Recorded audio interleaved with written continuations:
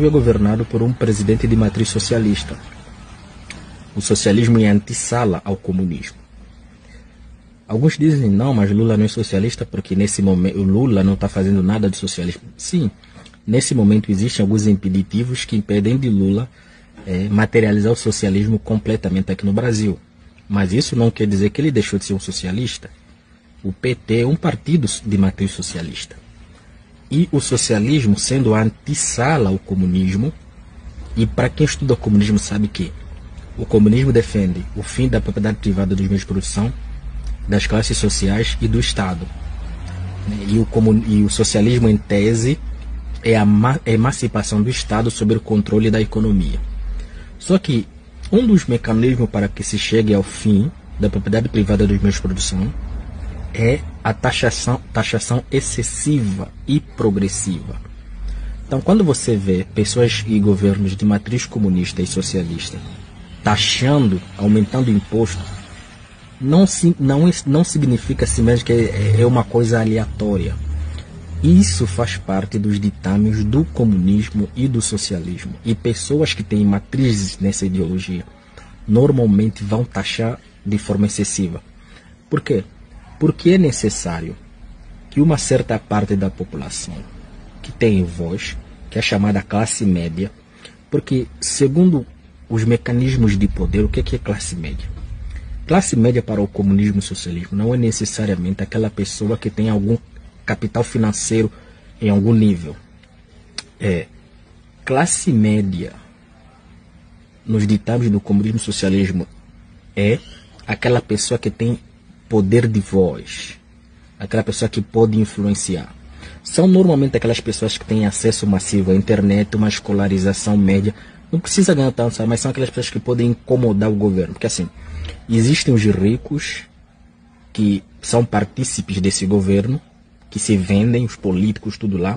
E existe a classe baixa, que são os dependentes do governo. E existe essa classe no meio que não depende do governo, e essa classe tem voz. Não importa o quanto ganha, você está entendendo? Não importa o quanto ganha.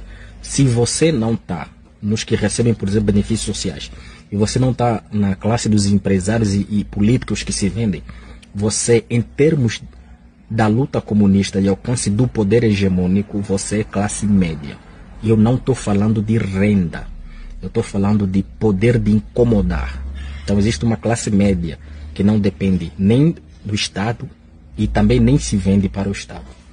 Então é necessário que essa classe do meio seja pobre, entendeu? Como ela não vai se vender para o Estado, ela tem que ficar pobre. Ficando pobre, ela vai se tornar facilmente manipulável na mão dos socialistas e comunistas.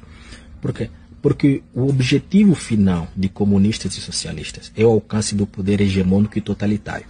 Isso não significa que o Lula queira ficar tanto tempo no poder, não.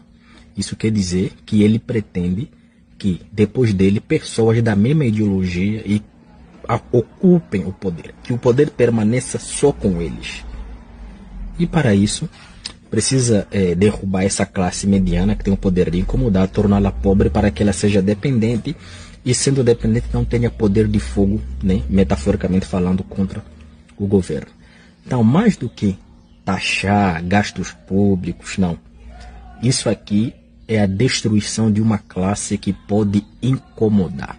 E, infelizmente, as pessoas que têm renda até 5 mil, transações até 5 mil, 6, 7 mil, estão nessa faixa etária, aquelas pessoas que têm internet, que incomodam, que trabalham, que não dependem do governo, não precisam bajular o governo. Então essas pessoas precisam ser destruídas, né? Porque elas incomodam. Então, se você entende sobre o comunismo e o socialismo, é exatamente isso que está acontecendo. O alcance, a busca pelo poder hegemônico e totalitário dos comunistas socialistas. Eles começaram fazendo isso no âmbito político, perseguindo a oposição política, eliminando a oposição política, eliminando o direito de fala, o direito de contestação, o direito à crítica, né?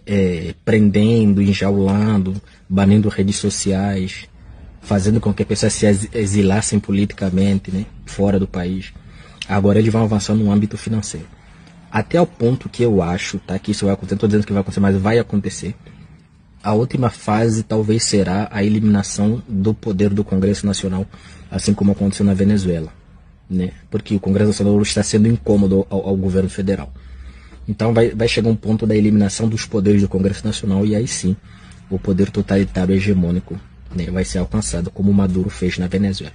O processo é o mesmo. Estudem o que aconteceu nos países governados por comunistas e socialistas e que esses socialistas conseguiram o poder hegemônico. Estudem, vocês vão ver que os mesmos processos que aconteceram naqueles países estão acontecendo aqui no Brasil. Só não vê quem não quer ver.